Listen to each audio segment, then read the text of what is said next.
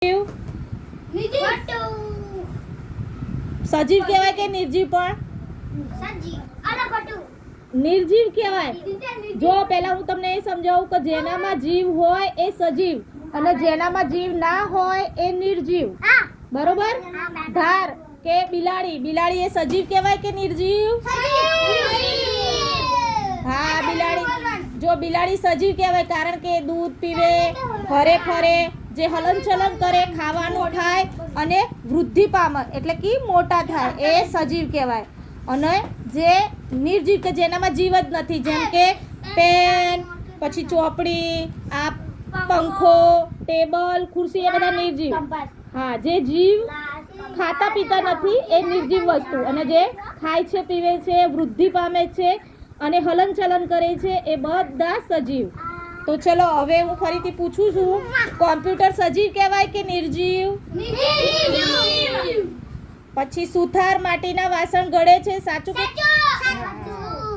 ધોબી કપડાં ધુએ છે, સાચું? 5 રૂપિયાનો સિક્કો ચલણમાં આવે છે. હોળી એ નિર્જીવ કહેવાય? હોળી એ નિર્જીવ કહેવાય? પછી કૂતરો એ સજીવ કહેવાય?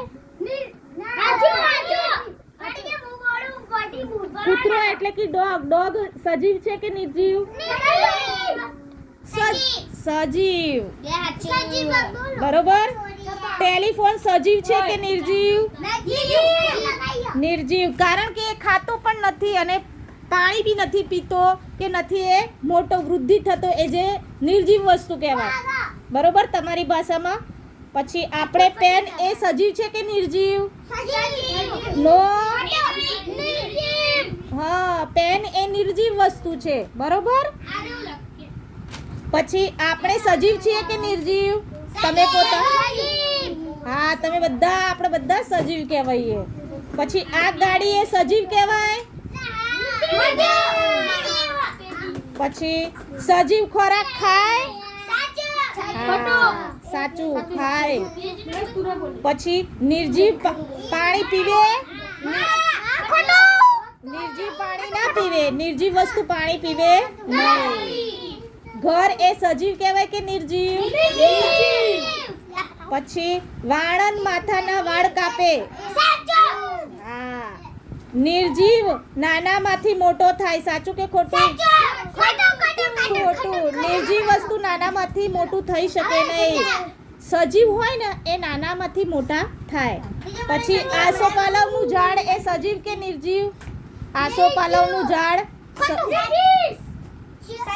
સજીવ. પછી માળી બગીચાની સંભાળ રાખે છે, સાચું કે ખોટું? પછી કડીઓ ટપાલ લાવે છે, સાચું કે ખોટું? ટપાલ કોણ લાવે? બરોબર. પછી 7 પૈસાનો સિક્કો ચલણમાં છે, સાચું કે ખોટું? હા, 7 પૈસાનો અત્યારે સિક્કો ચલણમાં નથી. પછી અઠવાડિયાનો પહેલો વાર કયો?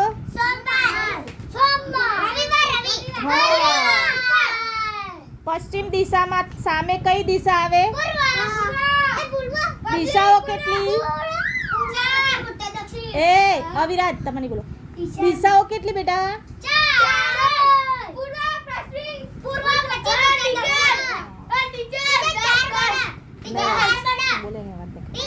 અઠવાડિયામાં કેટલા વાર હોય?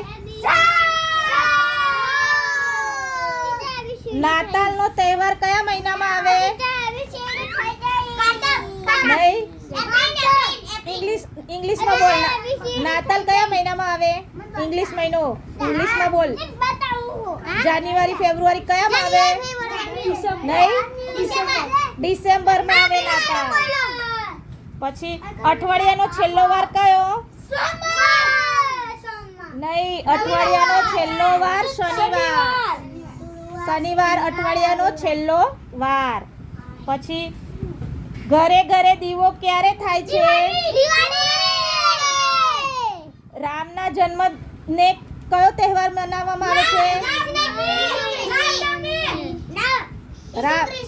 નહીં, રામના જન્મ દિવસને કયો તહેવાર મનાવ?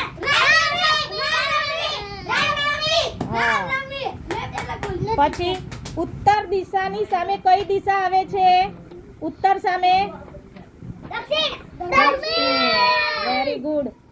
ગરબા ગવાતા તહેવારો કયા?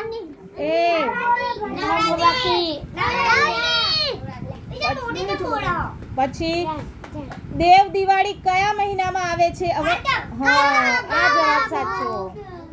રવિવાર પછી કયો વાર આવે? ઈસુ ખ્રિસ્તના જન્મનો તહેવાર કયો છે?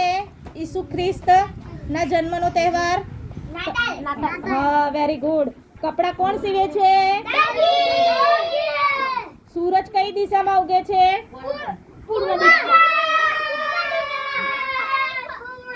પછી મકાન કોણ ચણાય છે?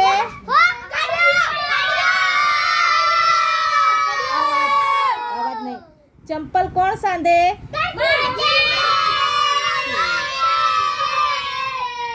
તમે થોડી વાર રો, ભાઈ બોલાવ્યો હા તમને. Very good. જવાબ તો સાચા આપો છો તમે બધા વ્યવસ્થિત રીતે. હવે અદબ પાડી ફરી થોડું શાંત થઈ જાઓ પછી ફરીથી